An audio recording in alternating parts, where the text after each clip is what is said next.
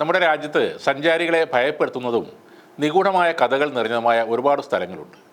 അതിൽ എടുത്തു പറയേണ്ട ഒരു സ്ഥലമാണ് രാജസ്ഥാനിലെ ജയ്സാൽമീർ നഗരത്തിൽ നിന്ന് 25 കിലോമീറ്റർ അകലെ സ്ഥിതി ചെയ്യുന്ന ചരിത്ര പ്രാധാന്യമുള്ളൊരു ഗ്രാമമായ കുൽധാര.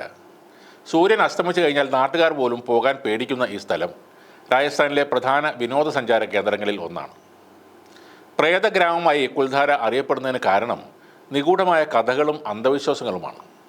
ഒരു രാത്രി ഇരുട്ടി വെളുത്തപ്പോൾ അവിടുത്തെ 1000-ലേറെ മനുഷ്യരെ കാണാതായ കഥയാണ് ഈ ഗ്രാമത്തിന് പറയാനുള്ളത്. അവർ എവിടേക്ക് പോയെന്നോ അവർക്ക് എന്ത് സംഭവിച്ചെന്നോ ഇന്നും ആർക്കും അറിയാത്ത രഹസ്യമായി നിൽക്കുകയാണ്.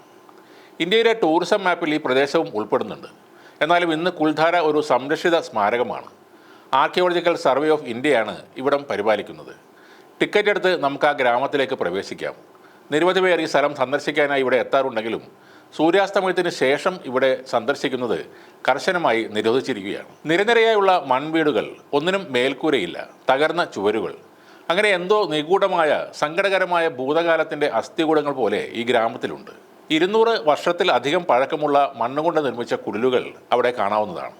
വിനോദസഞ്ചാരികൾക്ക് ഇവിടുത്തെ ആഴമേറിയതും പടികൾ ഉള്ളതുമായ നിരവധി കിണറുകളും സന്ദർശിക്കാം. ഓരോ കിണറിന് ചുറ്റും നിരവധി ദൈവങ്ങളുടെ ശില്പങ്ങൾ കൊത്തിവെച്ചിരിക്കുന്ന തൂണുകളുമുണ്ട്. അതിൽ തിരിച്ചറിയാവുന്ന ഒരു ശില്പം എന്ന് പറയുന്നത് ഗണപതിയുടേതാണ്.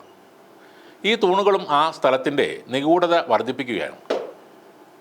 6 നൂറ്റാണ്ടിലേറെ ഗ്രാമത്തിൻ്റെ സന്തോഷവും സങ്കടങ്ങളും എല്ലാം ഒരുമിച്ച് പങ്കിട്ട ഒരുപറ്റം ജനങ്ങൾ എവിടെ പോയെന്ന് ആർക്കും ഒരു സൂചന പോലും ഇതുവരെ ലഭിച്ചിട്ടില്ല.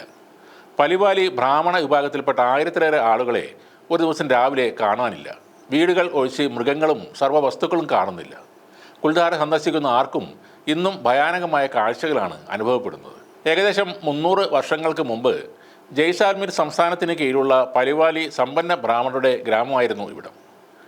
ഐതിഹ്യമനുസരിച്ച് സംസ്ഥാനത്തിൻ്റെ പ്രധാനമന്ത്രി സലീം സിംഗിന് ഗ്രാമത്തലവൻ്റെ മകളെ വിവാഹം കഴിക്കണമെന്നൊരു ആഗ്രഹമുണ്ടായി.